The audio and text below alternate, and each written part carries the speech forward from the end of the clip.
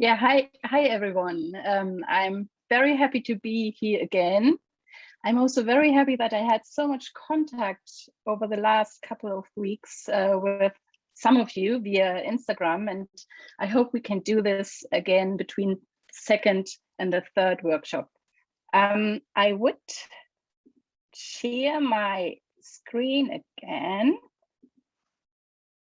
Here we are.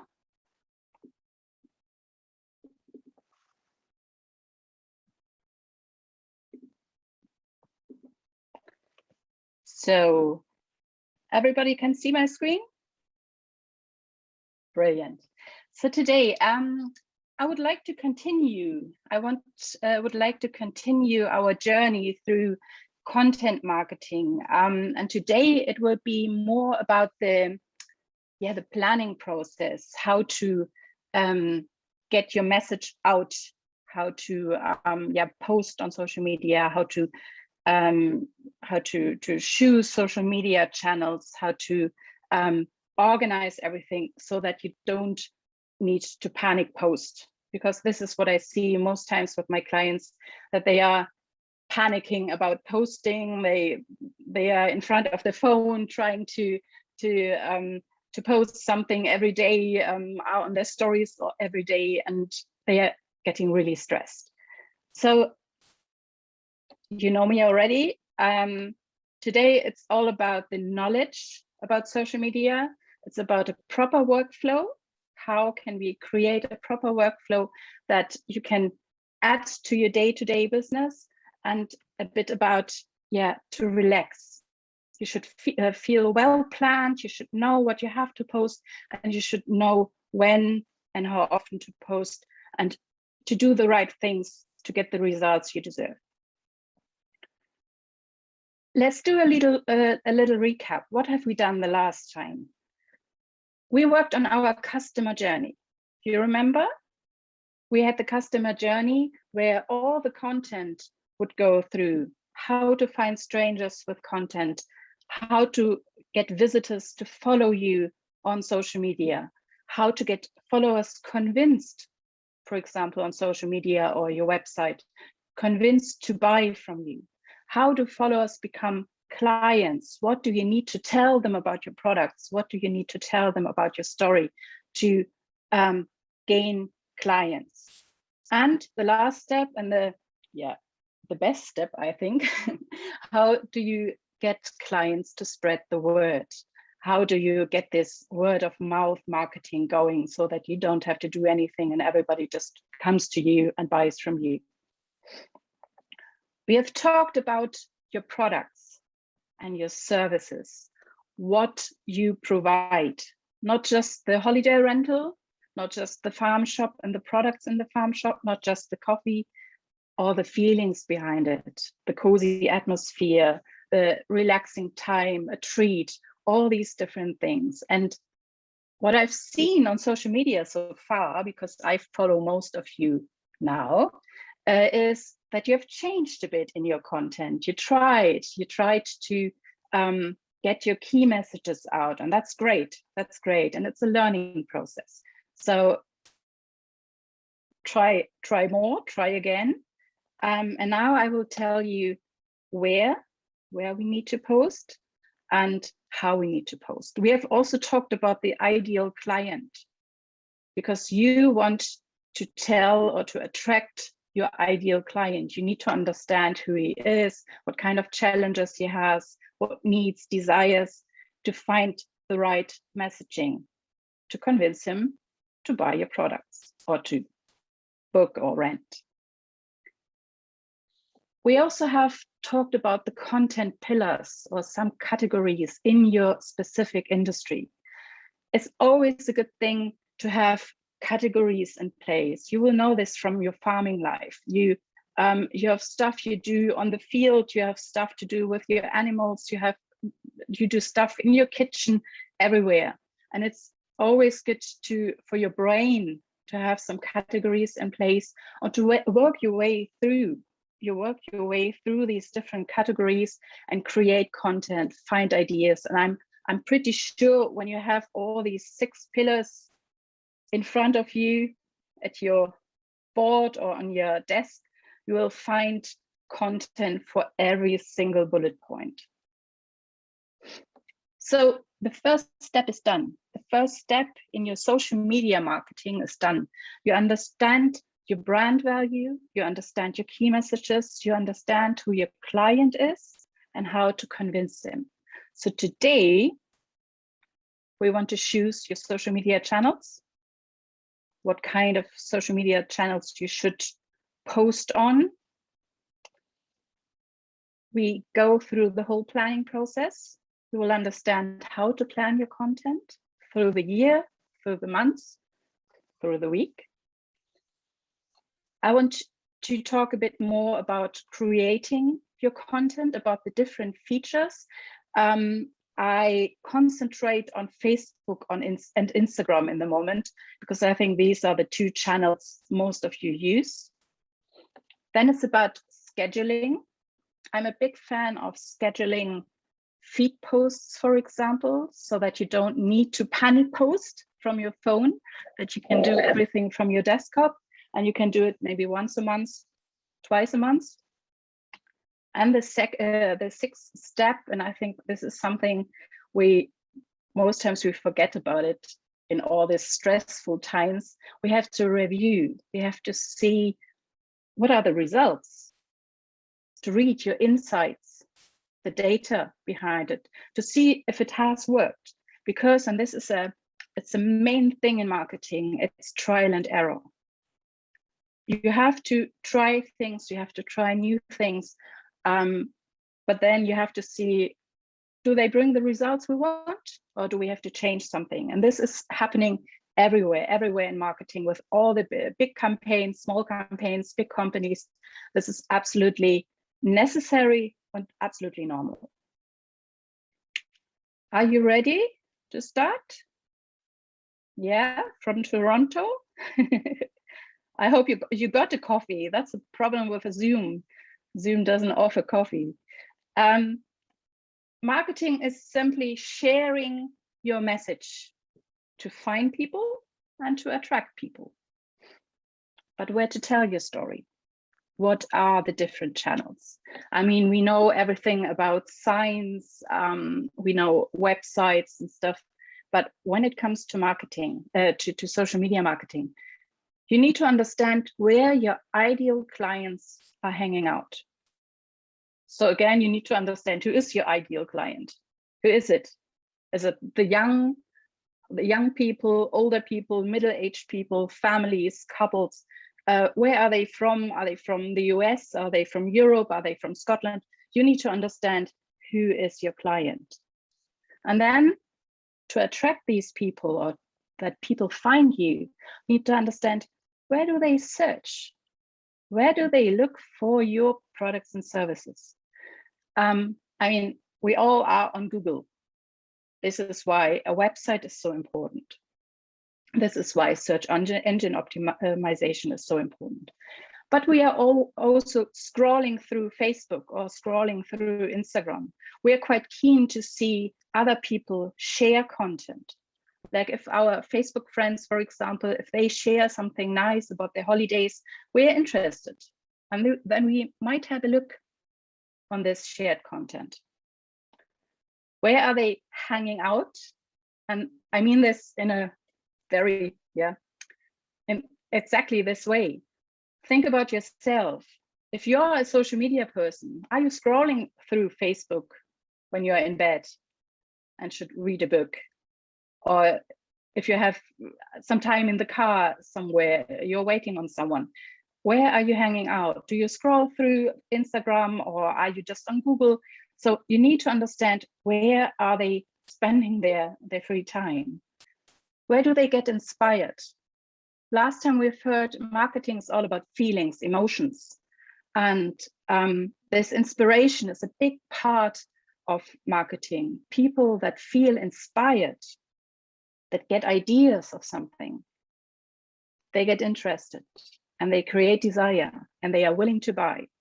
We all know this when we get, for example, a brochure from a big supermarket and we see something that looks nice as a decoration for Christmas. We think about, Do I need this? Oh, it looks lovely. Maybe I have a little stroll to the supermarket and see if I could buy it. Inspiration. And to make it easier for you that people spread the word, you should be everywhere where these clients spread the word. That means if you are not on Facebook, but all your clients spread the word on Facebook, it's quite difficult for them because they can't link you. So if people spread the word on Facebook, you have to be on Facebook, even if you think, I don't like it. I would like to Maren, sorry, I just want to take, Julia's got a quick question just about what would be the frequency customers expect to see online posts? So how often? It depends on your business. It absolutely depends on your business. If you have a holiday rental, in the non-booking season, they wouldn't expect posts every day because they are not interested. So if you have a holiday rental and you are not in the booking season, I would say just be consistent and post once a week to be there, to remind the clients. But if you're in the booking season, or if you're in the high season where you do your sales, then you have to do much more pressure in marketing. So you have to be there where your client is. That means not just the channels, it means the time. So just think about yourself, and that's the good thing about marketing. It's not rocket science. We are all clients. When do you want to see Christmas decoration marketing? Not for Easter. Not even start of September, because it gives you a bad feeling and you think, oh my God, I have to get planned. But now would be the time. Now I want to see all these Christmas presents offered to me. And I want to see more in the moment because I want to be reminded. I want to get ideas. So it depends on when is your client in the mood for your information, for your messaging. And this is something, when we come to the planning through the year, this is something you can plan because you know about your business. You know when you're open. You know when people start to book some things. If you have an event, you will know after a few events, you will know when do these people book my event. So this is the time you start with your marketing, or a bit earlier to get people reminded. But it's also always about channels, the times, and when people are in the mood. And and this hasn't changed. It hasn't changed. It has been all the time. Okay, good. Thanks, Brilliant. Maren. Let's think about the different channels, and we all know them. We all know these social media channels. So social media has grown so much in the last years, and we all know this. I concentrate on the main social media platforms we know, just regarding your industry. For example, what I haven't put in is Clubhouse. Does anyone knows Clubhouse? No, it's the, I would say in the social media marketing is the next big thing, or it's the hype in the moment. It's an US app, and it's a platform that works just through invitation. That means people need to be invited to join in, and it's a bit like podcasts. It's all audio, nothing visual. You can't see anything. It's all about podcasts and online discussions, but all audio. I didn't put this in here because I don't think this is a platform you should be on in the moment. And I don't think even in the future. So I concentrated on the 8 platforms that are there on the market, that are popular, that could be worth a look if you should use them. We all know it. Facebook, biggest social media platform. I don't know how you call this in English, but in German you would say everybody would have thought Facebook would be dead by now, because nobody really likes it, and everyone is shouting about it and is arguing, and we don't like the Facebook company, but it's still the biggest social media platform, and it's still growing. It's for every age group. That means even the younger persons are on Facebook. They are not as active as the middle-aged persons, but even the older ones are on Facebook. It's the biggest platform, but it's also the biggest platforms regarding the features. So you have so many different features. It's amazing on one hand, and on the other side, it's absolutely confusing. So I always think Facebook is a bit like this Mark Zuckerberg. He's the owner and kind of nerd, and he just wants to have all the features in his platform, but he's not really thinking about customer experiences. So it is a bit difficult to find all the different features, to understand how many features there are. They have stories, they have the normal pictures, you can upload all the different kind of videos, captions, events. It's always good to have events. If you have an event, make a Facebook event out of it. I will tell you later why. You can have groups, booking, a booking platform, adding shop, added links, messages. The messenger is a growing platform as well. So you have lots of different stuff. It's a bit like the yellow pages in the olden days. So I personally think every small business, every local business should be on there. And it's not that much about increasing your reach and brand awareness. For me, it's more to be there, like the yellow pages, and to get in contact with your local community. Because the local community, you have lots of different groups on there, and like local groups, town groups. I don't know, in my town here, we have Cooper Moms. So all the moms are there in a special group, and you have the different town groups. So it's a good thing to engage with your local community and to be like on a passive way. When you act as your Facebook page, as your business, and comment on stuff, or just post or link stuff, then you get well known in your local community, and not just known, creating brand awareness, but also the involvement, the engagement in your community.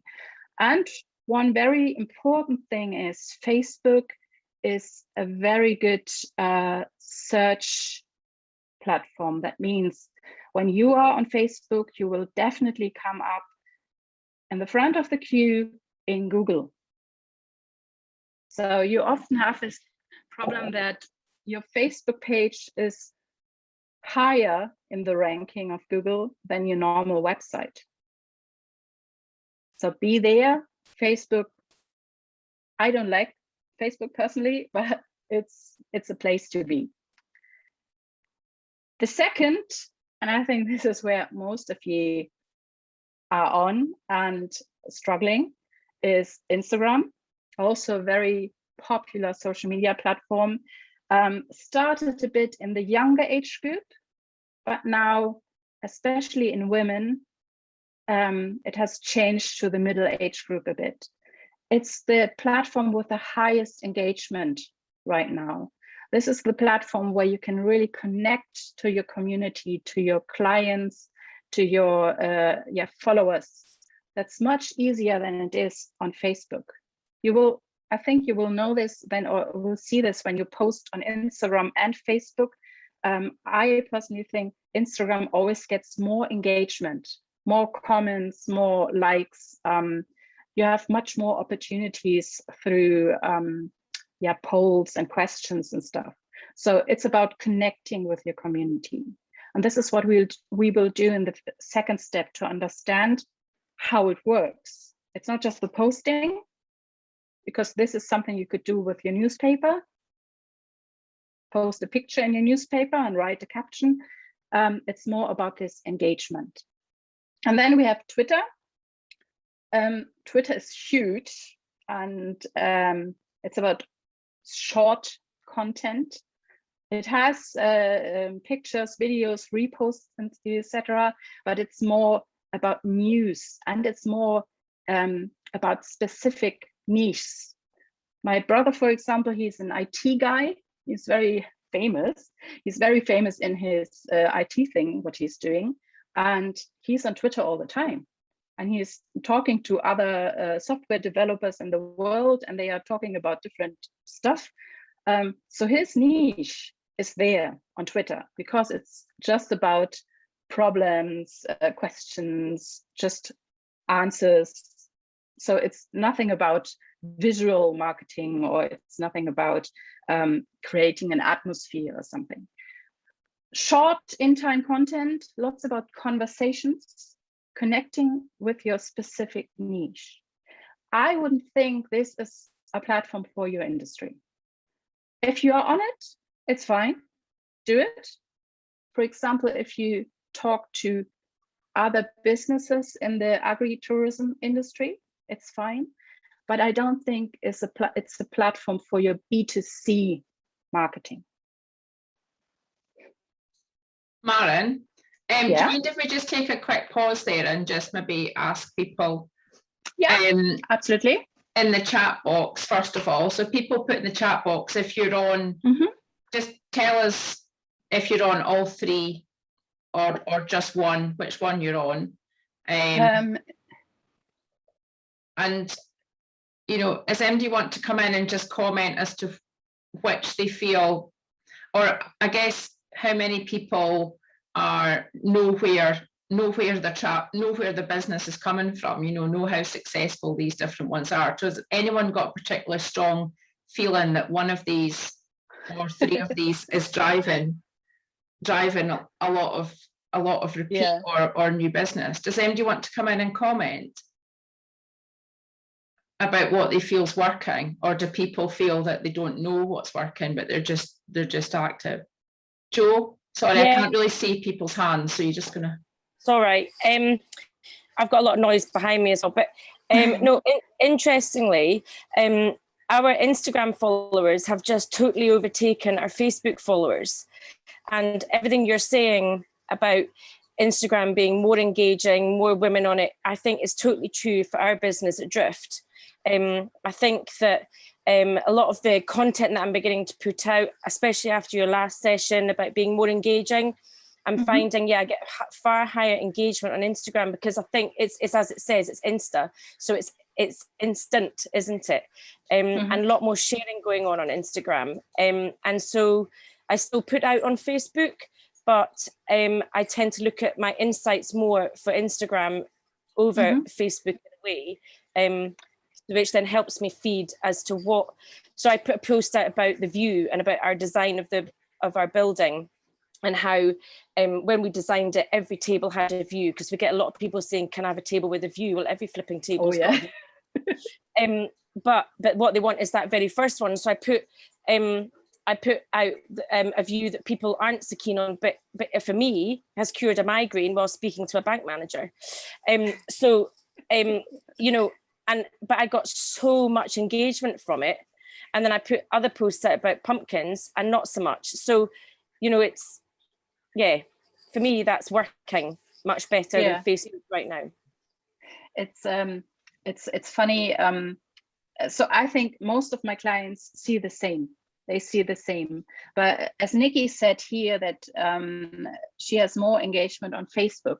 What I found out is that if you have an old, do you call this old? An old community out of Facebook fans, like people that are following you for the last 10 years, or since Facebook was introduced, then it could be the same on both channels. But the thing is, it's really difficult to grow on Facebook now. And as Nikki says, B2B on Twitter, it's B2B. But if you, for example, if you have clients in the B2B sector, like if you work with suppliers, or if you work with businesses, then it could be an idea, because they are on there. It's the same with LinkedIn. I will come to LinkedIn later. But the thing is, I think Facebook is just state of the art in the moment, and it will not change over the next few years. But what I also think is Instagram is easier to handle for the B2C client. I'm not sure about you, but I think it's easier. It's not that many features. If you consume content, it's much easier on Instagram than it is on Facebook. But I would recommend both platforms, so you have them all. Yeah. Sorry, I was just going to say, yeah, I know I know a few businesses in our group, but definitely our own business here, we are tracking bookings and accommodation, and I know for certain that we are tracking as many people from Twitter I get from my personal Twitter and my LinkedIn than as much as Instagram and Facebook, because we're attracting lots of professional people with money who are following me on Twitter, and journalists. So it's just, yeah, it's just to say, but I know there's another couple of people in the group that are finding that as well. So it is this B2B, the professionals. And on the, let me go to the next. I just have a look through here. But this is what I mean when it comes to channels. Choose your favorite and your client's favorite. If it's working and you see clients through Twitter, and find clients through Twitter, stay there. But if you don't, then stop to be as active. And I'm personally a fan of be on the platform, because you never know what will happen. It's the same with all these new platforms like TikTok, for example. Create a profile, put a bit of content on it, and then see what's working, because it can change quickly. I'm not sure if you have heard about this downtime on Facebook and Instagram a few weeks ago, when Facebook and Instagram were down. It was such a shame. I had 2 clients who had launches at this particular time, so they couldn't do anything. And we were talking about it. What will happen if Instagram is not coming up again? What will happen? What will this mean to your marketing? And the worst thing that would happen is you don't have anything at all. You don't have a channel to talk to your clients. You don't have all your content, and it's lots of work. We all know that. So be on the different platforms, but think about how engaged you are, how much you post. If Twitter is not working, just leave it to this. If Facebook is not really working, then just post the Instagram content to Facebook, so you have something at least, but it's not really working. That's my business, for example. Instagram is working very well, LinkedIn is working very well, Facebook is not working at all. So the only thing I do is I just post the Instagram stuff onto Facebook, just to be present. And if Instagram is down, well, Facebook will be down as well, but then I can switch.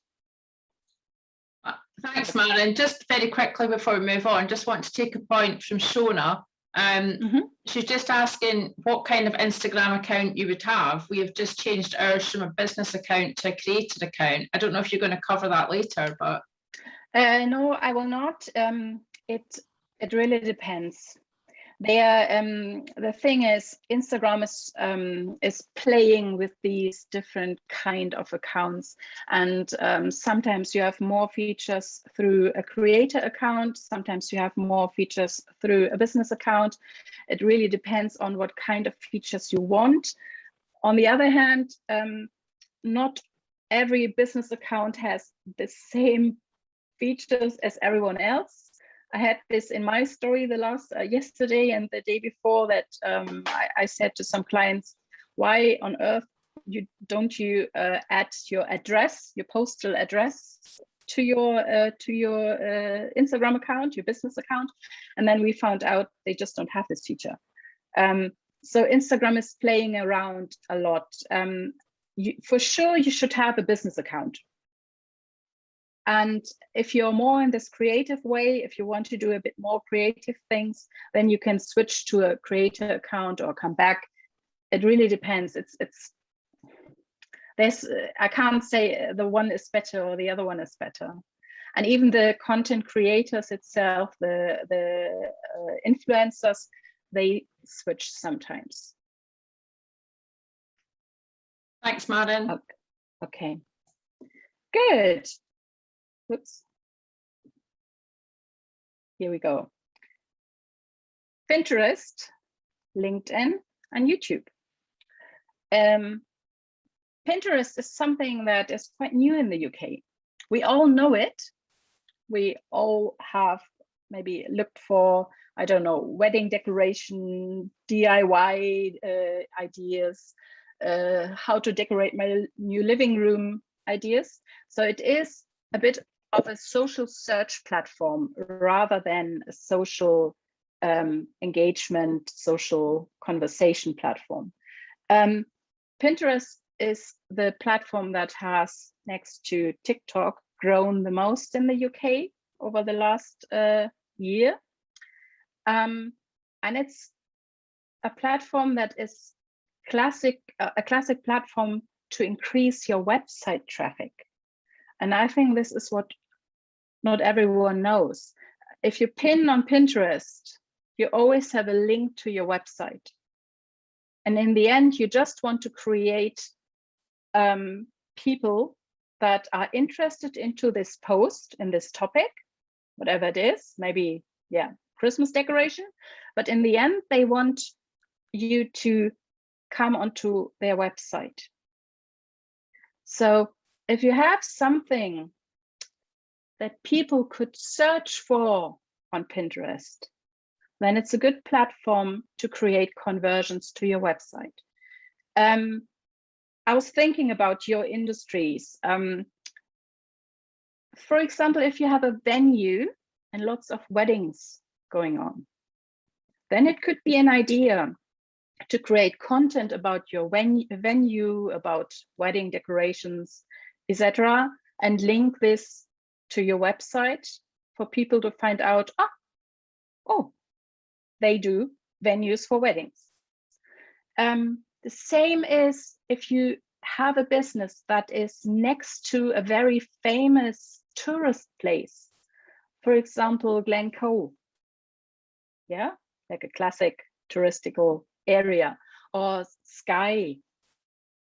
So all these very famous landscapes where you can post really, really nice pictures, pictures that photographers, influencers, tourists want to take, then you could pin them. It's called pin on Pinterest, not post.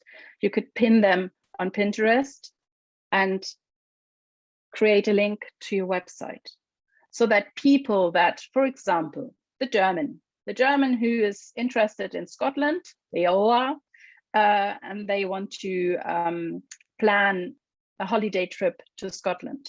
And they are thinking about, okay, where shall I go? What places should I visit? Okay, Glencoe, wow, let's have a look on Pinterest, Glencoe, to see what it is, to see how it looks like, even to see what kind of pictures I could take to put them on my personal Instagram later. And then they see your venue, your accommodation, your holiday rental. But it's very specific. It's very specific, and it's a long-term invest. It's a long-term invest. Pinterest is good because the content stays on the platform. So it's not like Instagram where you have a post and after one day it's gone or nobody is interested anymore. So on Pinterest, the posts stay. So if people are searching for your topic, they will see posts from a year ago.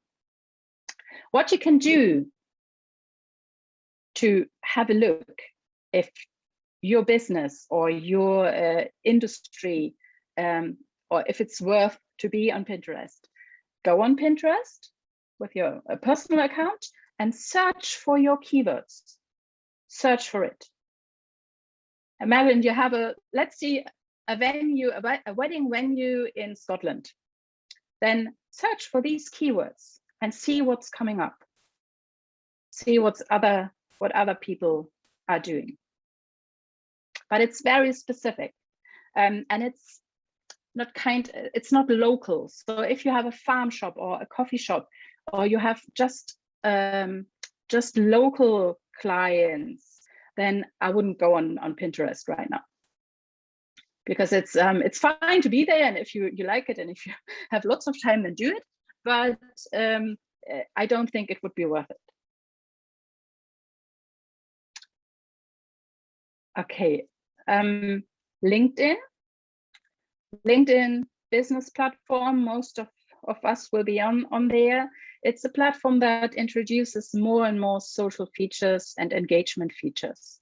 In the past, it was more or less just your CV, your business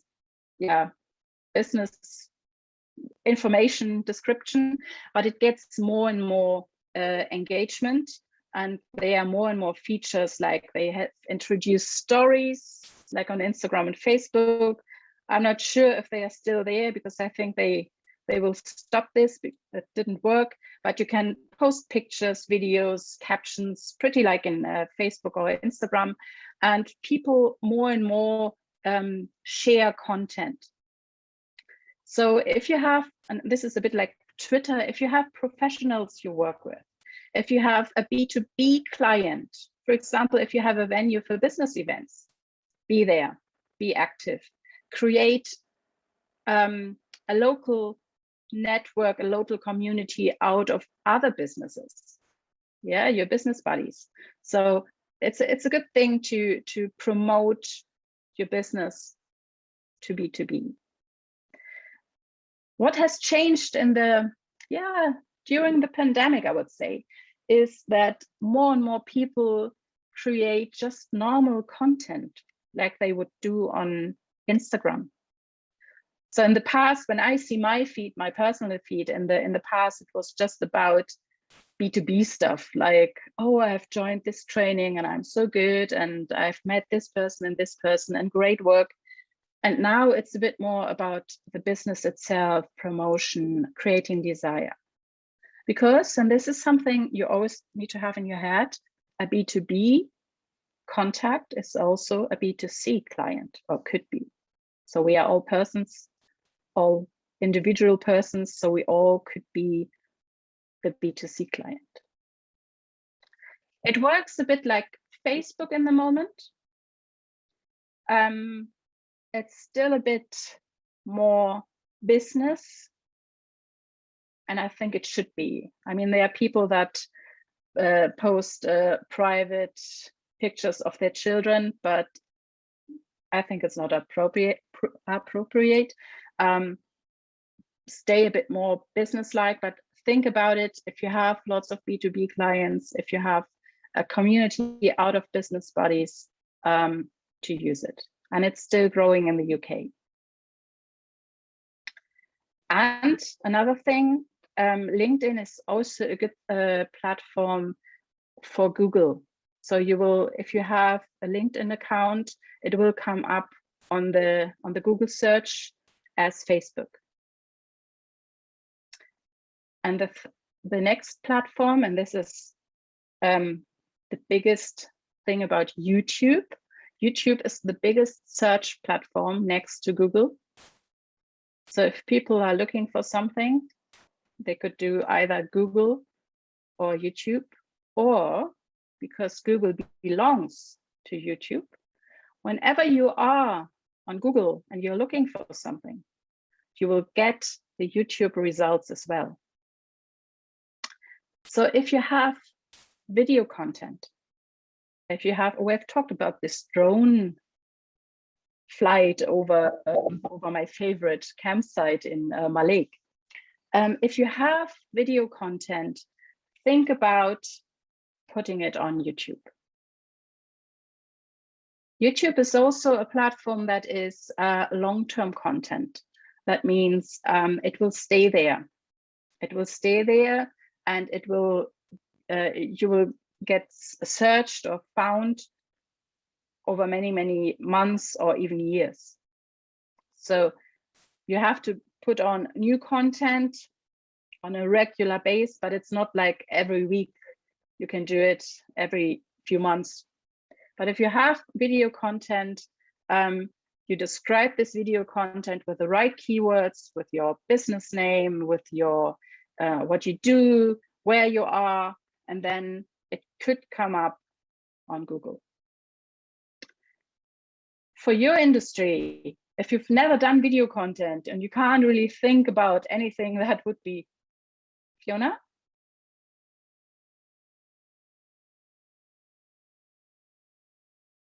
Fiona, do you have a question? Okay.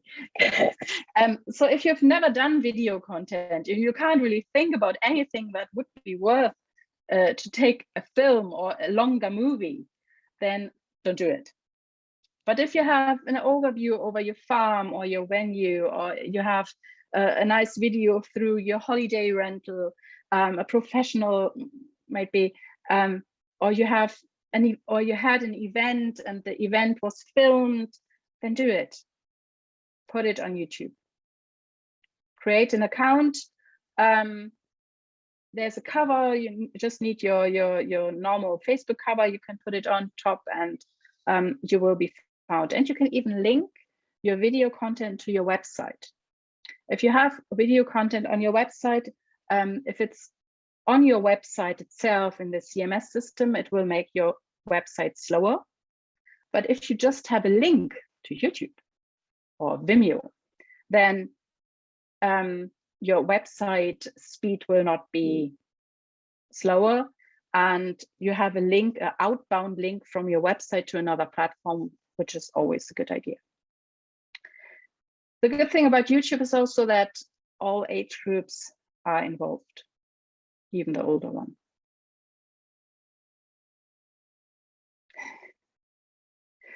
Are you okay? Okay, good. The last three, TikTok. Everybody is excited about TikTok. Everybody hates TikTok in our age group, but yeah, it's the fastest growing social media platform, video sharing platform. It's all about the 15 seconds video content with animation, with filters, with dancing, with everything. Oh my God, and we're just not the type for that. It is a growing platform. I know that the data issues, the data policy about the Chinese people, etc. It's you never or you don't really know what you are getting on YouTube. I had 2 clients now who tried it to open a TikTok account to create video content. They used this real video content from Instagram, and they even gained a few followers. It is a good platform to create brand awareness for the younger audience. And I'm not quite sure if it will be the next top popular platform. In the moment it is. What I would do is create an account and share your reels to that platform and see what happens. If you don't want to, or if you don't have video content, or you don't think the younger audience is your type of ideal client, wait. But I would open an account with your business name just before anyone else is doing it, and you have to pay to get the access or to get this specific account. You don't need to do anything. You can just leave it like it is, put your profile picture on, and that's it. It is fast growing. All the younger audience is on it. There are a few big companies that started to be regular or on a regular base on TikTok. I've talked to some people in Germany. One, for example, is the marketing boss of the, how do you call him? The German version of the Scottish Rail, ScotRail trains. And he said they are quite successful on TikTok. They do lots of videos. They do even knowledge videos, but they haven't really gained any customers. They don't get any conversions out of it. So there are not that many people who would click on the German rail website just because they have looked a TikTok video, but they get lots of engagement, and for them, they say it's brand awareness. It's just brand awareness to get into the head of the younger audience. And they haven't had any data issues yet. Yeah, so that's what I could say. Snapchat. Snapchat is an oldie but goldie. Snapchat is based on these stories. The stories you know from Instagram and Facebook, they come or they originally come from Snapchat. So it's all about pictures and videos that disappear after 24 hours. It's a bit like TikTok, I would say, brand awareness within your younger audience, creating a brand atmosphere, because they have lots of these filters and animations, and it's a bit more about the visual point of the content. But I would even say you should have an account, because it is still growing, but it's nothing that has really become that popular in the market. I don't think there's anything you couldn't do with Instagram or Facebook. So stay with these more popular platforms. What I also integrated here is WhatsApp. And that might be a bit strange at first view. WhatsApp, we all know WhatsApp as a messenger platform. You also have a group feature. I think you also have a group in your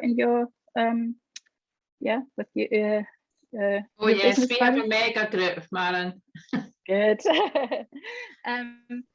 I don't know if everybody knows it has a story feature that you can post 24 hours slots of pictures and videos on WhatsApp, and have a think about it. I have a few clients, especially the ones that don't like social media at all, or want me to do their social media, that use WhatsApp as a communication platform for their clients, and a bit like a newsletter for events, for example. If you post something on Instagram or Facebook about an event, why not post exactly the same post? You could do a screenshot on your WhatsApp story, so that everyone on your phone sees this content. And this is what a few clients do. I have two clients, for example, that are a bit like fitness instructors, and they have new classes coming up, and they never do a newsletter. They just have the story feature on WhatsApp, and they do everything on WhatsApp. So they have all the clients' phone numbers, and they have their messaging is just through WhatsApp. But think about it, if it's an idea, even if you have a group. So if you're part of lots of groups, people will see this story. And just think about how many contacts you have. I mean, I think I have 30 contacts in my WhatsApp list, maybe 40, and then I'm part of maybe 10 groups. That's amazing and easy, and nothing you really need to think about. Okay. Any questions? I see lots of chat here. If I've just got a question, if you just use the go into reactions and just raise your hand if you want to speak, or Yeah. I'm just wondering if people might feel, because one of the challenges that we all have as business owners, Maren, is, but particularly our group who are running farm businesses and running tourism businesses and juggling all sorts of things, you know, people feeling kind of overwhelmed by all this thing, all these things they're meant to be doing. So just some tips so people don't feel kind of overwhelmed. And that's the thing, that would be my next point.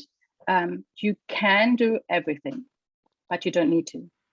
The idea of a good marketing system is to attract people, to create desire, and to convert people into clients.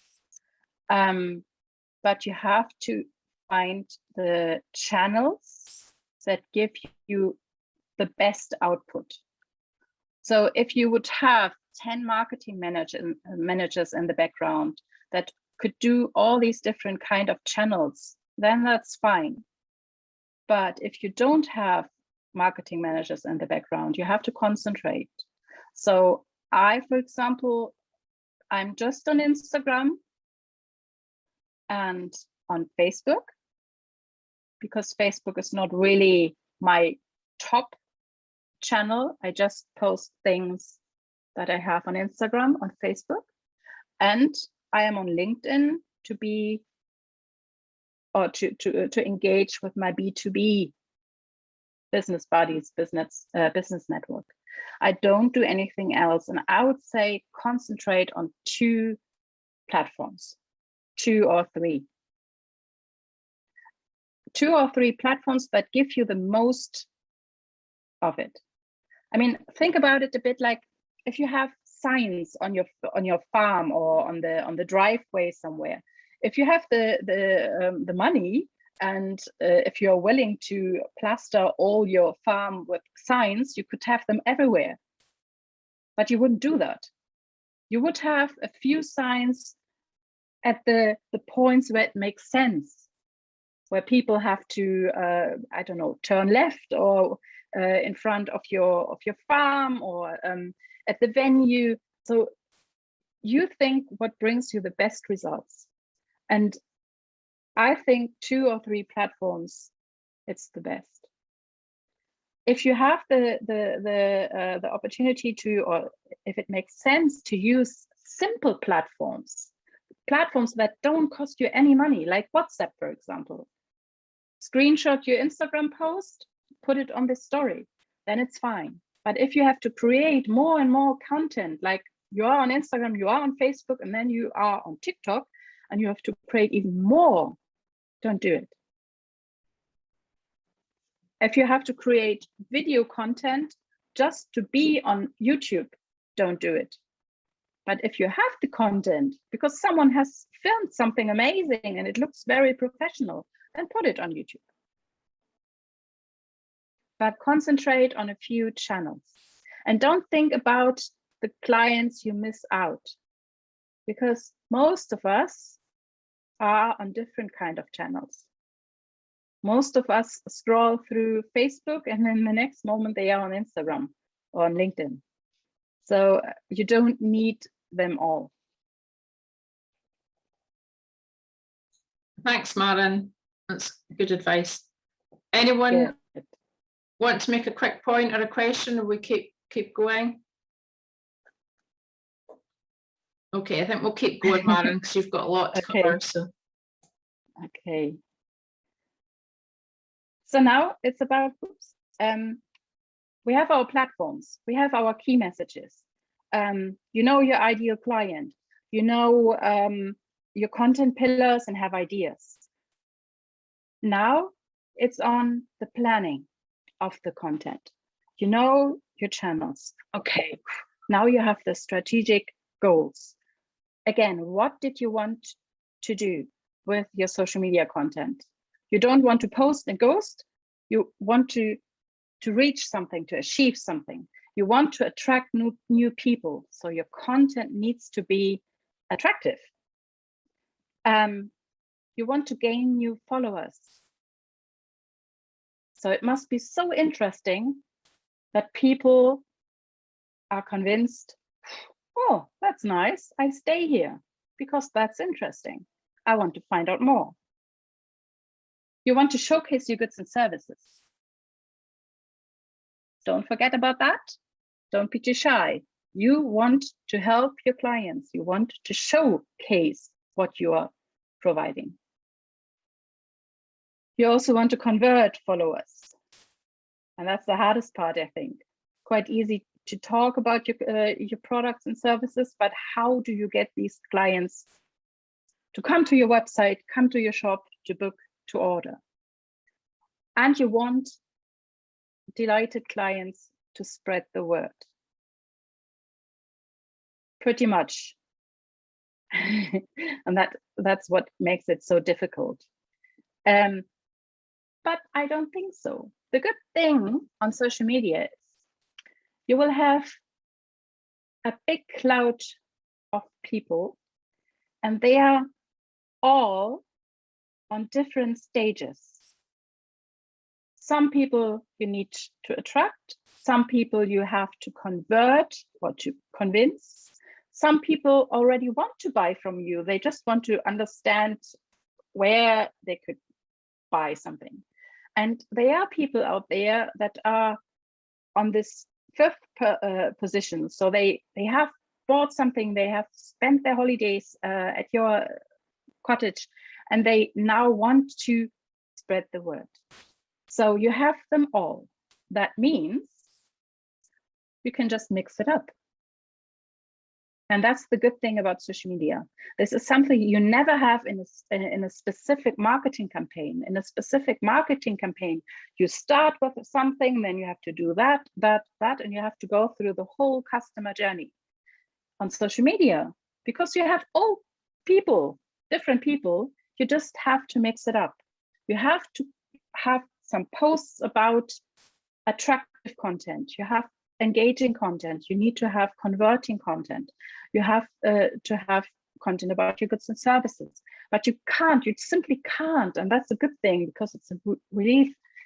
You can't plan it that way. Let's get planned. Plan your content through the year. Sit down and have a thought about it, about your overall strategy.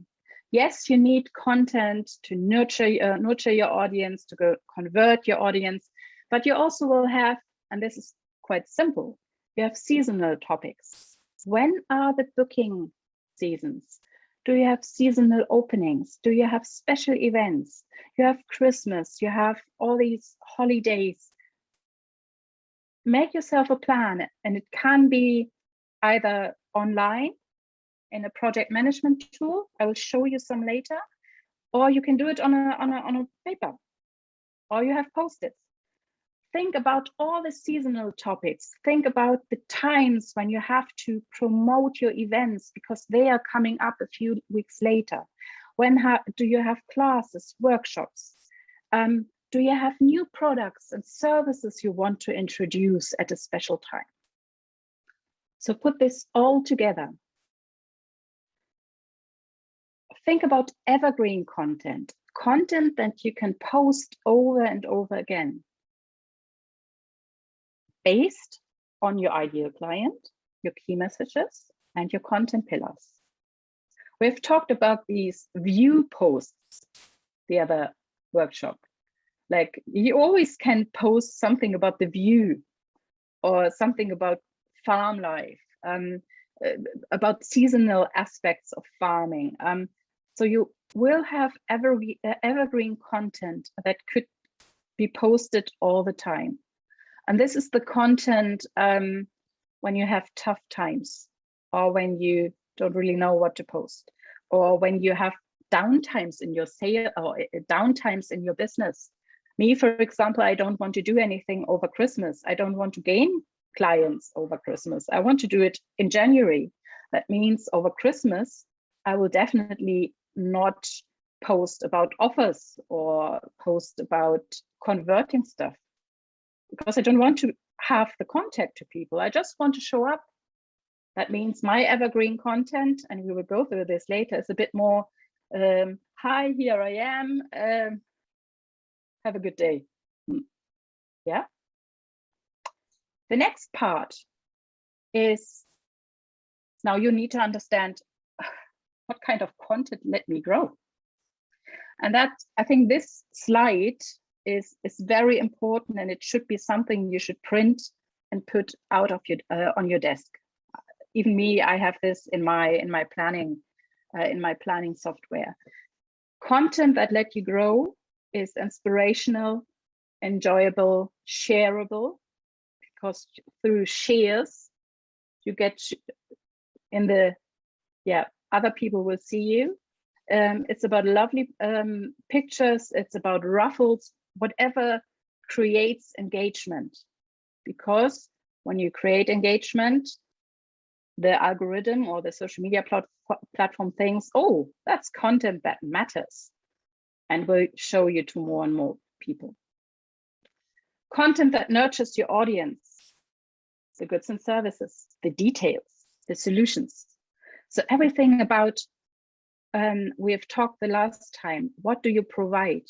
What will clients get? What can they expect? And even testimonials, because testimonials show your follower, others have done that. That must be good because others thought it was good. Content that creates trust. Trust is a big issue in marketing. If people don't trust you, they won't buy. If you have content about you, your story, behind the scenes, testimonials, that all creates trust.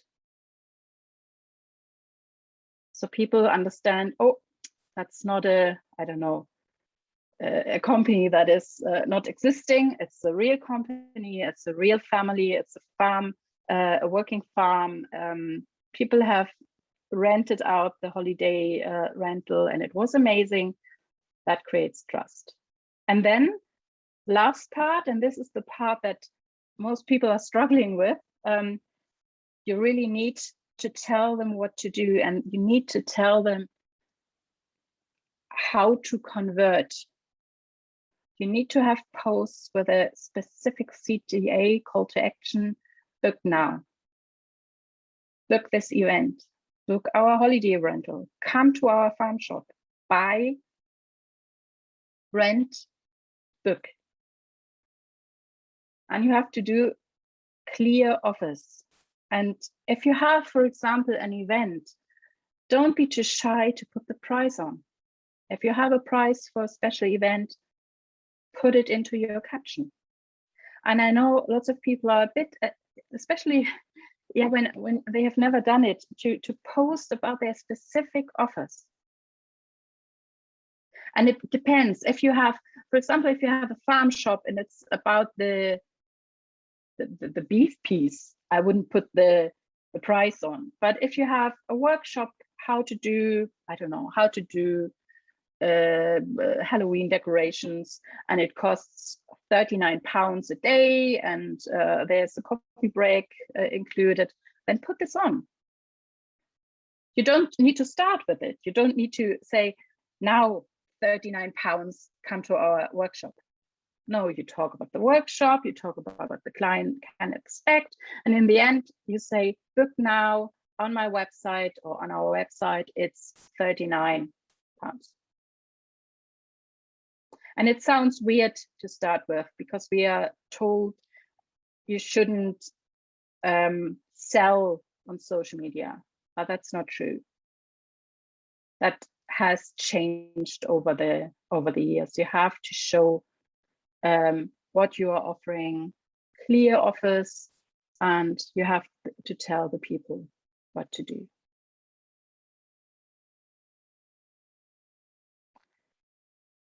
And then I said, it doesn't matter in what order, and it doesn't matter, if you have a special number of posts and stuff, then plan through the months. Plan week 1, 2, 3, 4. 5, 6, and then plan your postings. Week 1 is about the key messages about the accommodation, the holiday rental, 4 people, 2 rooms, bathroom included, on a working farm, and then you might have a testimonial. So you have 2 posts, maybe on Instagram and Facebook, and you have your stories around it. I will show you later how this would look like in real life. Your question will be, and I get this question very often, is how many posts? How many posts should I do every day? It depends. It depends. To be consistent and to show the algorithm you are on Instagram, you are on Facebook, you should be consistent and post once a week. But if you think there's more I can tell my customers, and you want to create a real story around it, then post twice. If you have an event that is coming up, or a high season where you really need to get these sales, like Christmas, post 3 times. But think about yourself. How often do you want to see, for example, how often do you want to see content from your favorite hotel in Mallorca? Do you really want to see posts twice a day or every day? Or wouldn't it be nice to get a reminder of this lovely hotel twice a week? Or just once a week when it's winter and you're not booking anyway, or it's not of interest in the moment. So think about, are people in the mood to see more of me? And do I really need this pressure? It's about pressure. It's about telling the people, look, this is interesting. You should rent or book. And now we come a bit to the formats. And I would, I don't think this is, we can go through it quite fast, I think, because you can read through it later in detail. My main topic here is when you have planned your content through the year, you have your campaigns, you have your seasonal topics, you have the offers you want to promote, then you have everything through your months, and then you need to choose your formats. And there are quite a few on Instagram, on Facebook, and you will know most of them. And I've seen through your content over the last couple of weeks, just to find a few things you could improve. Yeah, I don't want to tell you how you should do a post because you know all this, but there are a few things you should remember. For example, the normal feed posts. And I would just talk about this here. Use as much feed space as you have. What does it mean? I often see pictures. Can you see my cursor here? No, you can't. Okay. I often see pictures that are really small. And if you see people to scroll through your feed, their feed, it's good to have a big space. So your pictures should be as big as possible. And if they aren't, because you had the wrong camera or you just took them on your phone, then use this space 5, 5, 4. Yeah, to use as much space as possible. There are special feed posts as well. You know, all these carousels that are, it's just a slideshow of more and more pictures you can use for longer content where you want to show more pictures, or to create a little story, a bit of storytelling. You could showcase your holiday rental, for example, step by step, like kitchen, bathroom, bedroom. So it's more for longer content. And then we have, and we've talked about it the last time, so I thought I will try to find something about this collage. Do you remember? the right thing.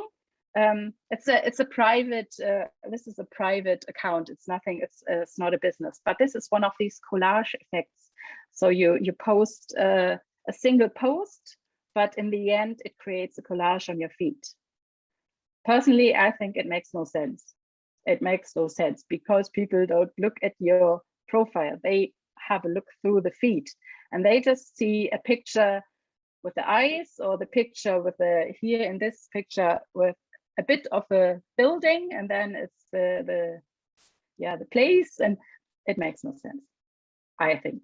So it would, it's often used in launches if you have a rebrand, for example, but even there it doesn't really make sense because people don't have the time to look on their posts. Something that I haven't seen, in some of your accounts. Do you know the guides on Instagram? So this is a good thing. It's a collection of some feed posts. Could be about the same topic. For example, if you have a holiday rental, you could create a guide about this particular lodge or particular cottage, and you can create a virtual brochure. You can even, and you see this in this, this is a photographer from 5. He even added some description. So you could have a feed post, you could have a picture, and then you could have some text with a better explanation.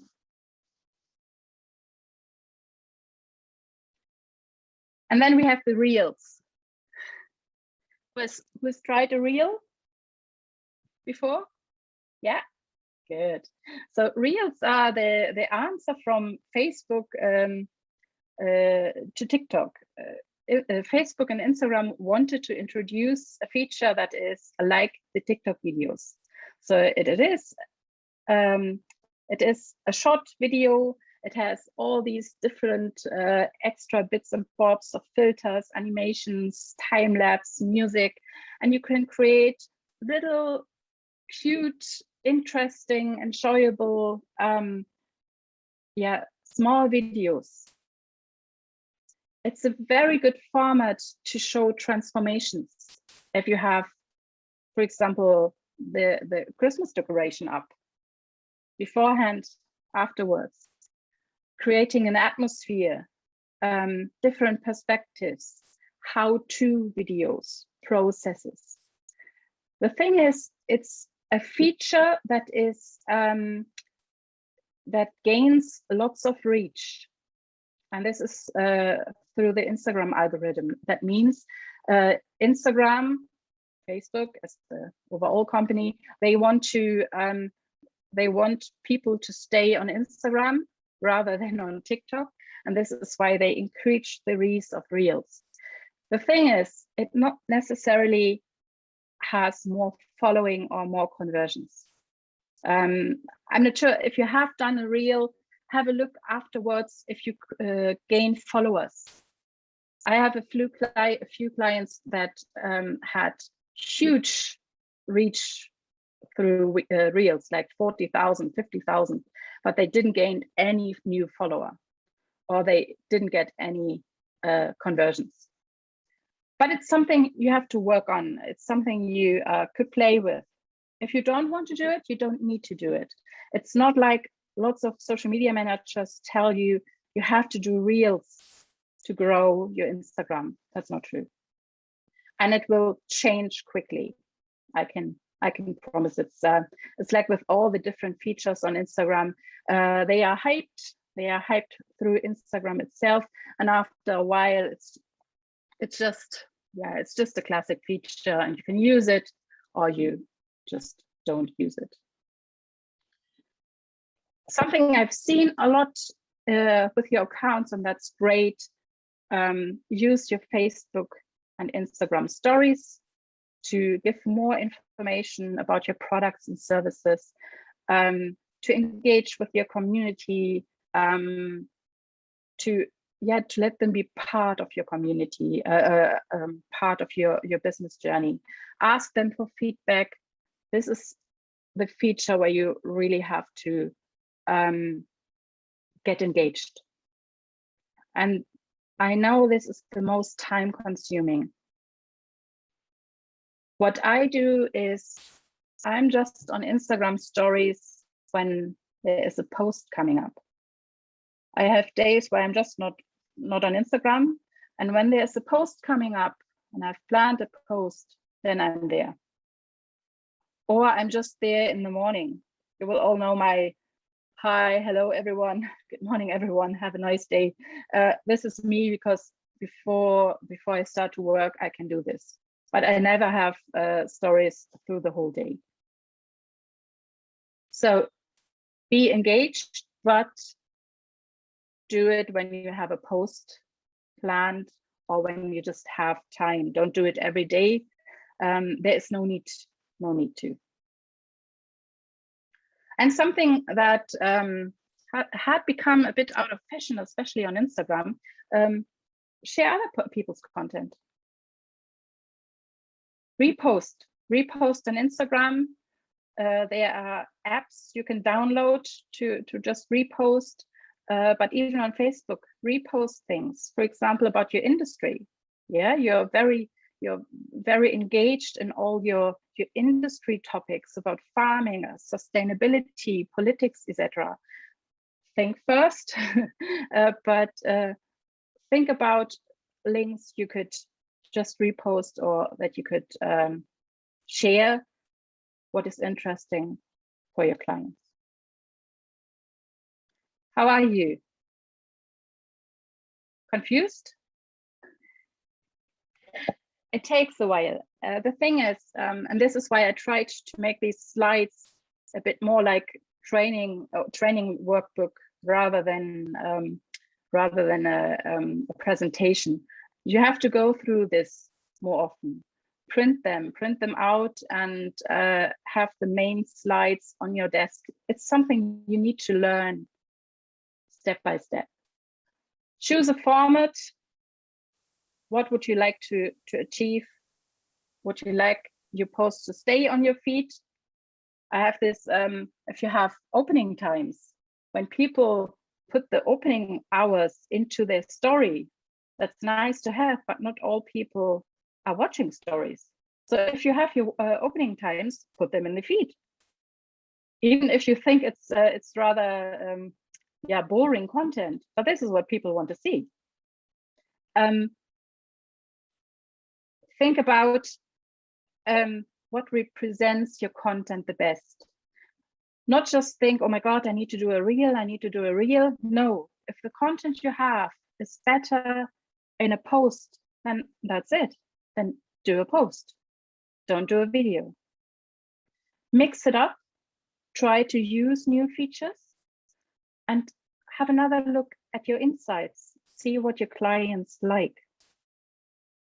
And not everyone likes reels, because most of us are not watching with the audio on, because most of us just watch in silence, and then sometimes it just makes no sense. And now, Maren, can I just one point from Elspeth just said, do you have to ask permission to repost? She was ticked off by a photographer in her early days, even though she credited the photographer. Ask for permission. Yeah, it's a good point. Yeah, a very good point. Ask for permission, even if it's a review from a client. This is really necessary. I know from a data kind of view, it would be okay if you have credit or you write the name down, but it's just a good thing to ask. Okay. So yeah, I'd just like to say, if MD wants to share anything that Go Rural posts up, you don't need to ask me. Just share it, please. Okay, let's get social. We've talked about your strategy. We've talked about your client. We have talked about all the features you need to to have or you can use. But the main topic, the main difference in marketing when you're on social media is you have to be social. And I personally think that's the hardest part, because that means you need to be engaged. And I try to have a highlight here with my slide. We have to think about, what do social media platforms want? Why do they exist? Mark Zuckerberg is not the nice guy who gave us a platform to communicate with our friends overseas. Maybe that's how he started. But now social media platforms, they want to sell data and ads. They want to make money. That means they want the users to stay on their platform as long as possible, because then they get the data. They want to understand the user's behavior. If you click a like on Facebook, Facebook understands, seen you, this is what you like. The next time you will get an advert out of this topic. So they want to understand the behavior. And for the content creators, guys like you, they will increase your reach if they understand your content and if they find out it matters by getting lots of engagement. That means if a post gets no likes, it will not be shown. If they don't understand what this content is about, it will not be shown. The social media platforms have many ways to understand your content. They do understand the captions. They look for keywords. They will have a look at your video and pictures and find out, what is this picture about? This is what they can. This is what the algorithm can. And you can help him. You can help him through hashtags. And I know this is a topic that nobody likes, because I think it's not very sexy and it's something you have to work on. Who's using hashtags?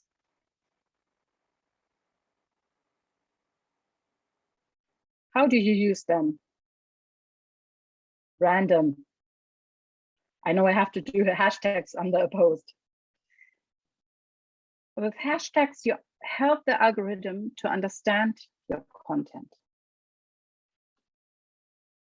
The algorithm will show your content to people that might be interested.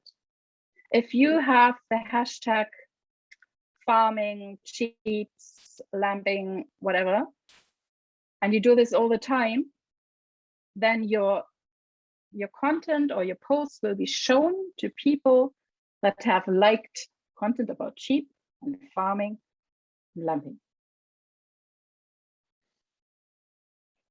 People also follow specific hashtags. Yeah, there might be something you are following, like agritourism or farming, farm life in Scotland, whatever.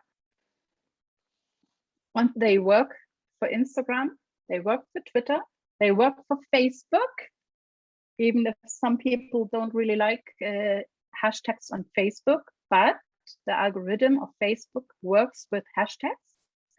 Pinterest, TikTok, LinkedIn. So you can use them everywhere. Most important, they are on Instagram and Twitter. What I would do is not just write them down at the end of the post and just create hashtag lists. Have 3 hashtag lists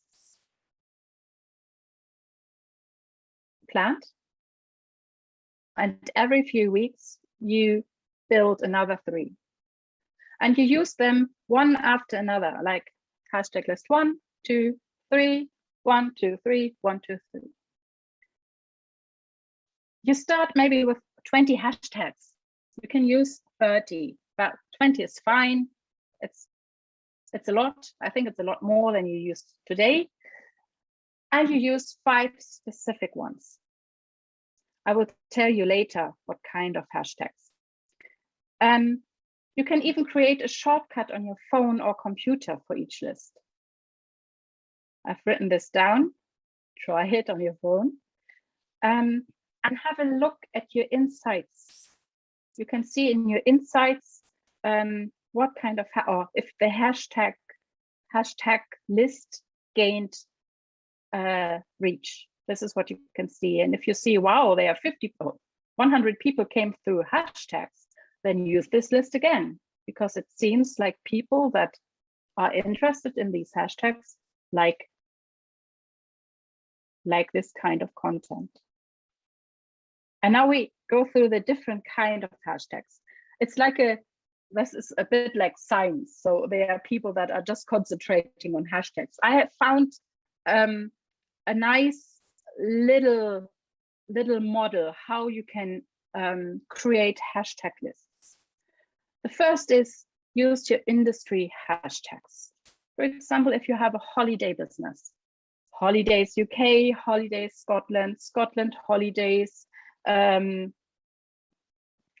vacation UK, staycation UK, staycation Scotland, all these industry hashtags. A few, maybe 5.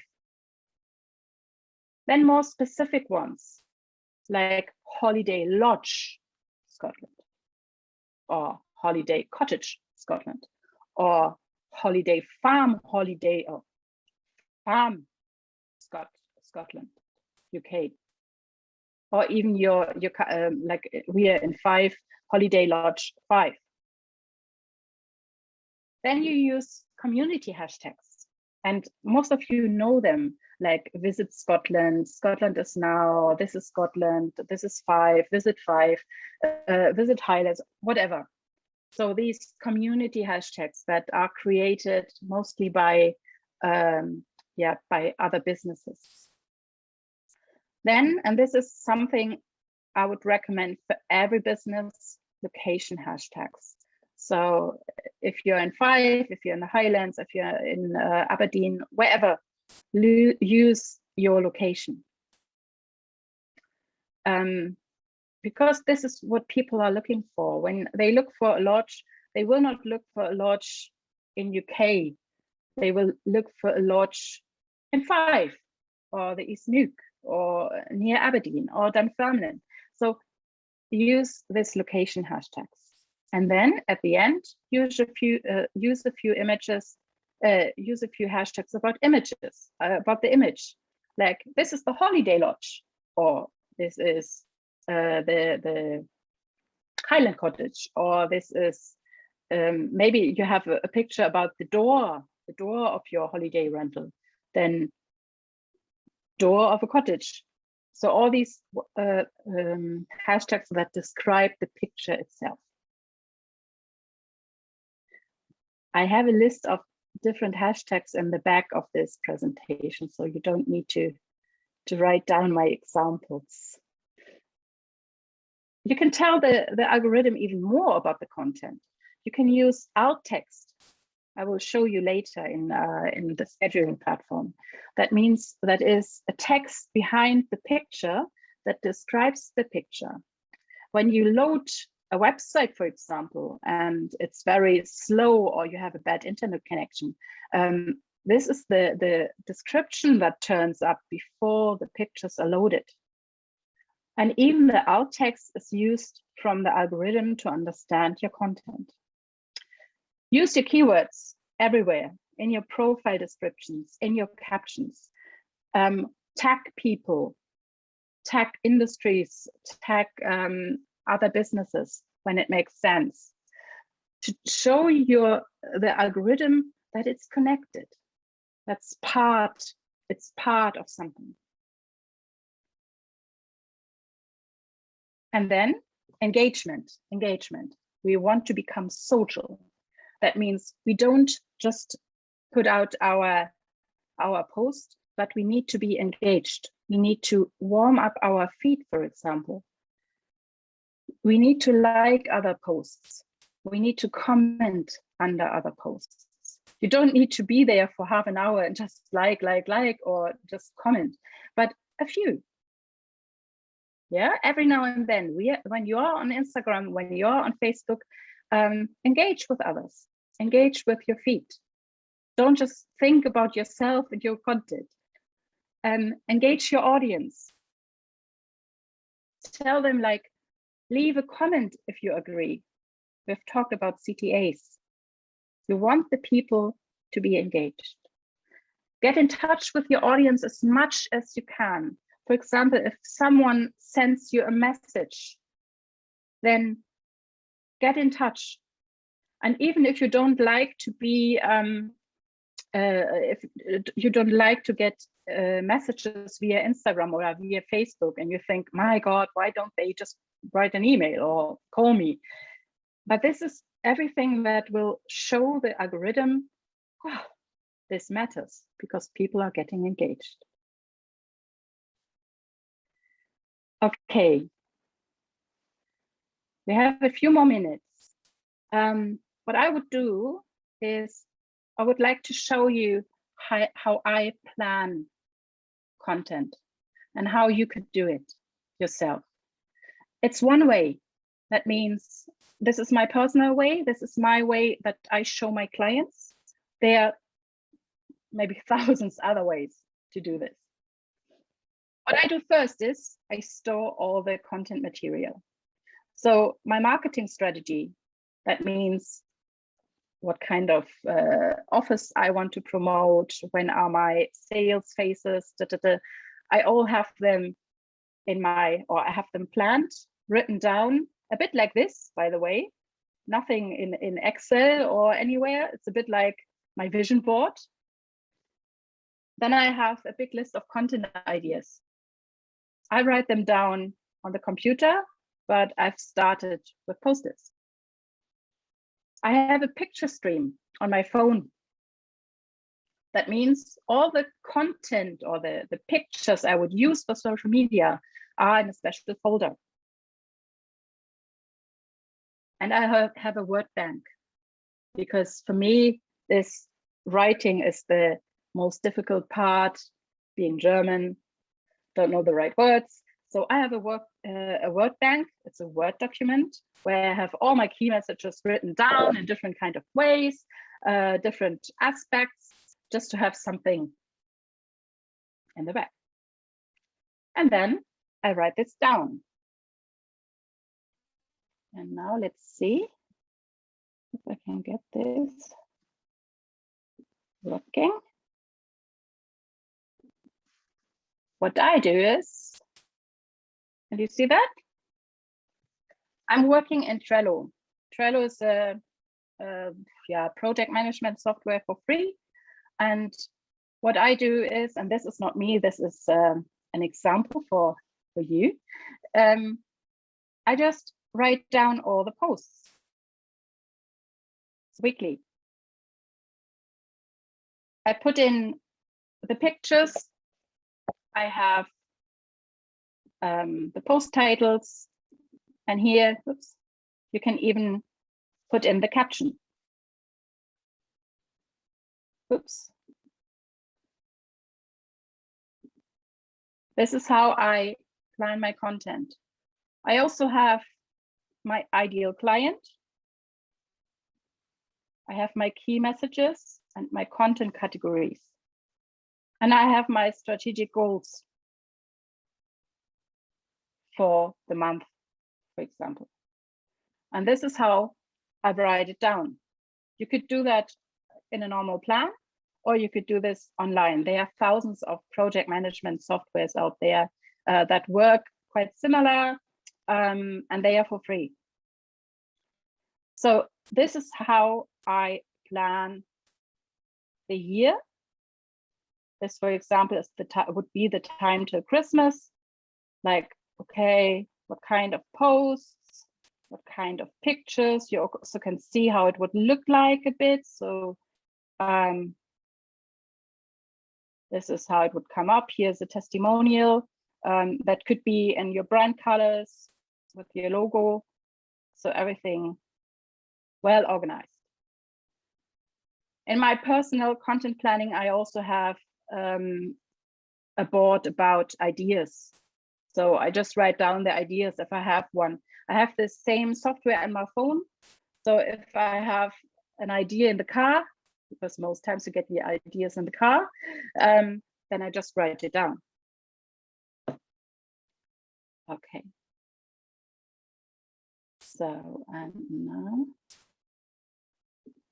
we go here. Write it down. This is my only strict advice. Write it down. Don't post just because you want to post. Have a plan in place. And then another thing that takes me and lots of my clients lots of pressure is automate your scheduling. Schedule your main posts. You don't need to do everything. You don't need to schedule stories. You don't need to schedule reels because you will need special apps for it. But if you have your main posts scheduled and you don't have to think about when to post, write the caption, be on your phone, what kind of hashtag list, oh my God, it takes the pressure. It takes the pressure. And it makes, for me, it makes it's most different. And I understand it's something that is new. Let's see, where am I? Here I am. What I use is, can you see that? That's Facebook Creator Studio. Facebook Creator Studio is part of the Facebook Business Suite. You will all know about the Business Suite. You can schedule your posts in the normal Business Suite, but you also can schedule your posts in Facebook Creator Studio. It's for free. You can add your accounts. You can even have more accounts. So I do all my clients that I do the social media management here. And it's very easy. Just let's have a look in there. What you do is you create an Instagram post. Can you see that? So you write down your caption. I just copy paste it from my Trello board. Then you add a picture. Let's do something. Add a picture from your, let's do that, that's a picture. And then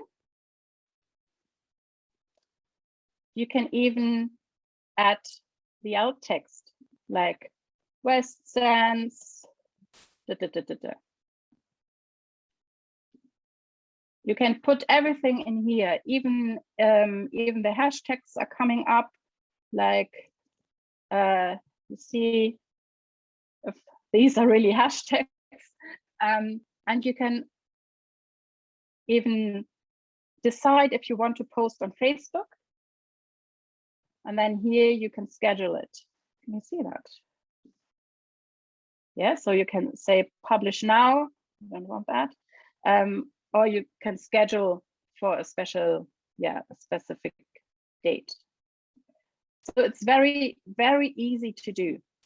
And what I do is I plan my content every 4 weeks. I have an overview over the year and I plan it every 4 weeks. I go for 2 posts in normal times and for 3 posts if I want to do pressure, I want to get people. I plan them, I write them down, I have a few ideas in the back, and then I put everything on Trello so that I have an overview. And then once a month, I sit down and put everything into Facebook Creator Studio. And then I'm done. Then I just need to be present on the stories a bit. I need to be engaged. I mean, Nikki, for example, she knows me. We are just talking about Instagram messages all the time. And I have a few people I'm talking with and I engage myself. I like some things. I write comments if I want to, and then that's it.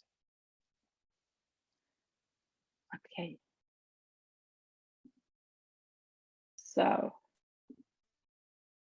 oops, where is it?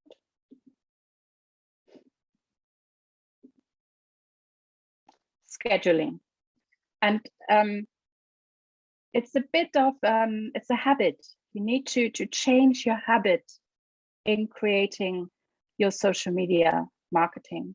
It's marketing. It's like one of your business tasks you have to do, like you do your admin, like you do your taxes, like you do your bookings.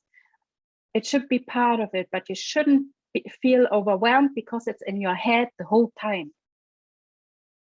And I do this with my clients too. With all the clients I do the social media marketing for, I have one day a month where I create all the content, then they proofread the content, then I put it up onto the Facebook Creator Studio, and then that's it. And then in my calendar, I have a time where it says you have to create more content. So 1 month later. And then over the whole 4 weeks, it's not in my head. So don't jump and run. Engage. Use your hashtags. And something that it's funny, it's one thing my community on Instagram is very excited about. Use your different apps and automatizations. Use the business suite or Facebook Creator Studio for your marketing. Use auto replies to DMs, direct messages. Use FAQ. That means people can ask questions and they get the answer straight away, so that you don't need to be in touch with them. And another thing, don't do so much on your phone. Don't do so much on your phone. Don't be on your phone. Create some time at your laptop, at your PC or at your Mac, and do everything you can from your desktop. Because I think this is the worst thing about social media. We are on it. We go through our mobile the whole time. We are not engaged with our family, with our business buddies, with our children, because we are on this phone the whole time. And that's not a good thing. I don't think this is in a social kind of way, it's not a good thing. And it distracts you. So if you have your planning sessions, do everything on the computer. If you get direct messages, you don't need to answer straight away. Take your time. If you have 10 minutes, go to your laptop and write them down. You will be much quicker, much quicker. And then last part, review your results. Have a look at your insights. Have a look if everything is working out. If you get the likes you wanted, if you have posted something to convert people, see if they really click your website. Or if you just got likes, you want the website clicks. Have a look if you got them. And if you haven't got them, then you have to try again. But if you got them, you use exactly this type of post for your next sales post. Maybe the same call to action, maybe the same kind of copy, maybe the same picture or slightly different picture. Use everything that works. And when you see through your insights, go through them. Under every post, you will see view insights. Have a look. Like if we go back, it's about how many accounts you've reached. It's about the profile activity. That means people have commented, people have saved something. In total, you have reached this amount of followers. Where are they from? Here, for example, this was a post, one of my posts, where I just wanted, let's say, I wanted to show my picture because I had such a lovely picture of myself,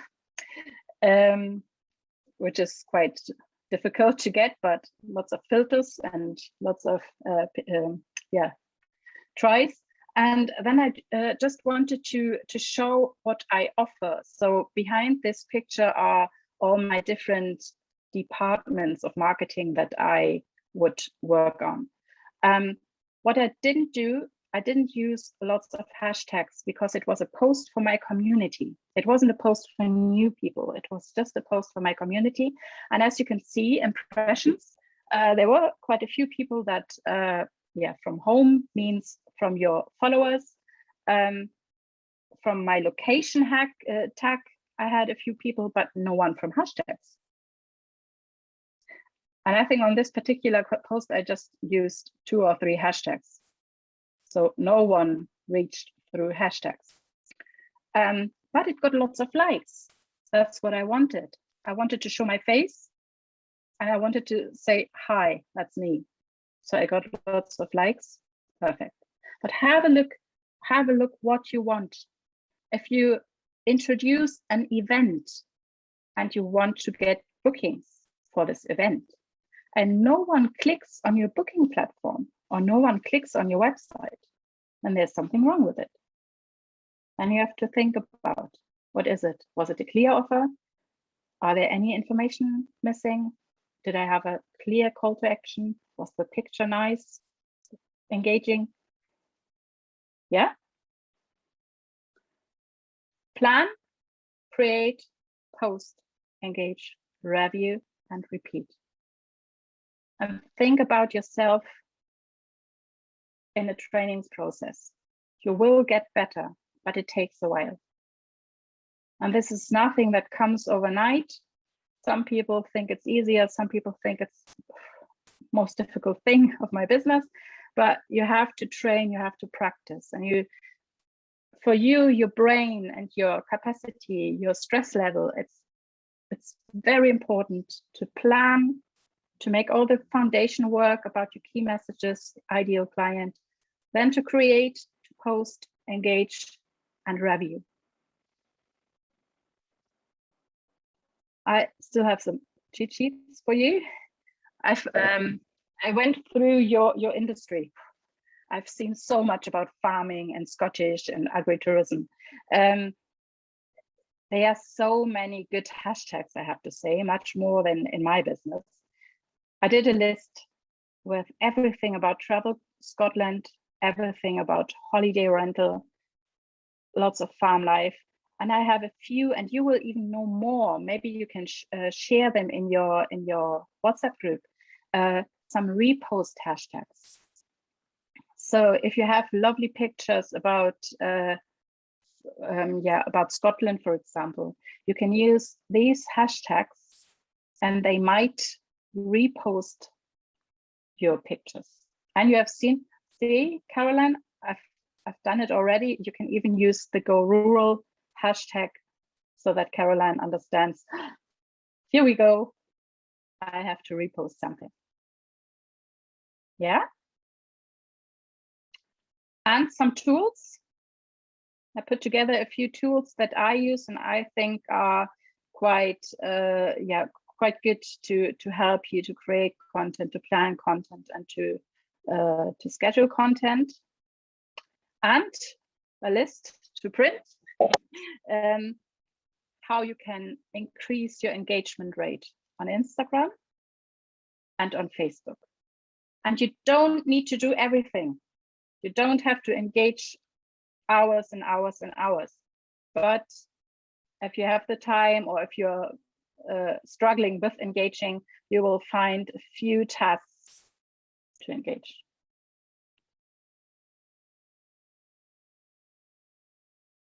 Lots of questions. I can see the chat. It's full. Shall I have a look?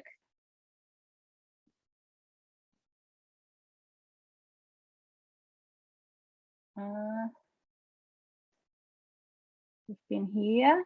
Carolyn, have you seen something that is?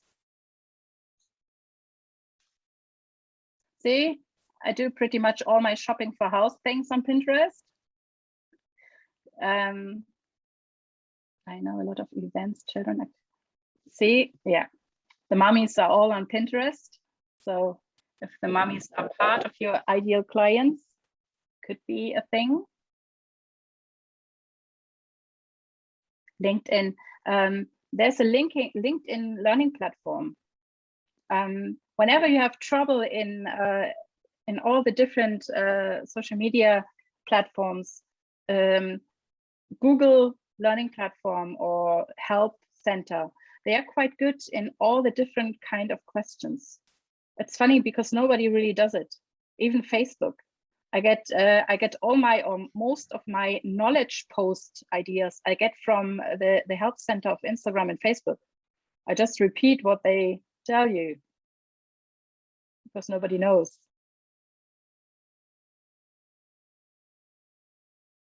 TikTok. Yeah, see, it's a huge amount of reach. Brilliant. Our business, well, let us have loads of business influencers as well. See, that's another thing. I don't have business WhatsApp. Have a look if they are even on Google. Have a look if business WhatsApp has more features you could use. I never thought about it, but it's brilliant.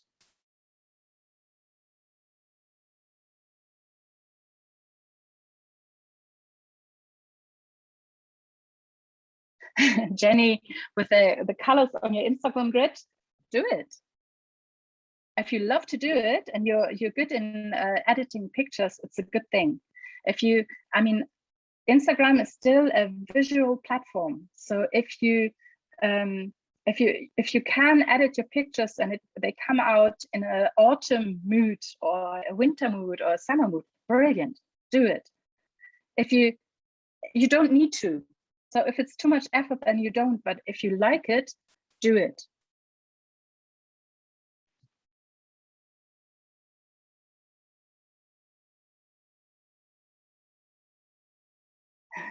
Everyone is really busy right now. Yeah. Yeah. So guides is one of the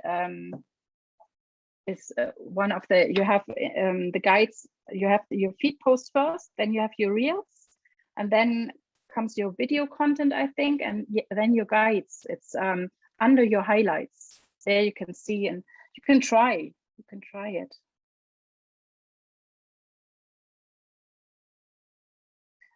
Ask for permission if you repost something. Yeah. Yeah, Caroline will get the. I will send you the presentation slides again as a PDF without the animations, so that's easier to. Yeah, the hashtags, they work with Facebook. So Facebook is using the hashtags for their algorithm. What is not quite popular is to look for hashtags when you are on Facebook. But if you are looking for something, I don't know, farming Scotland, then Facebook will automatically have a look through the hashtags. So this is why I personally think you should have them in your posts now. It changed a bit. It wasn't as necessary in the past, but always remember Facebook bought Instagram and they took over a few features, and even the algorithm and the IT system behind it is shared now. It's a different platform, but the technology is shared. So that means all the good things from Instagram will come to Facebook, and all the bad things from Facebook will come to Instagram. Hashtag. Okay. Brilliant. Yeah, Trello. On my list, there's another project management software. It's called Asana. It's quite the same. So I use both for different clients. Can you schedule on Insta? No, you can't. What you can do since a few days, and I'm not sure if everyone can do it, you can post through your desktop. You can post through your laptop, the browser version, but you can't schedule. but there are quite a few scheduling softwares out there. So if you have lots of different channels, then it might be an idea to buy a special scheduling software. But if you're just doing Instagram and Facebook, go for the Facebook Creator Studio or the Facebook Business Suite. If you use Canva, the design software, you can even do the scheduling through Canva. But I found out that the Facebook programs, the software, I think it's the best, because they are, I mean, they need to be the best.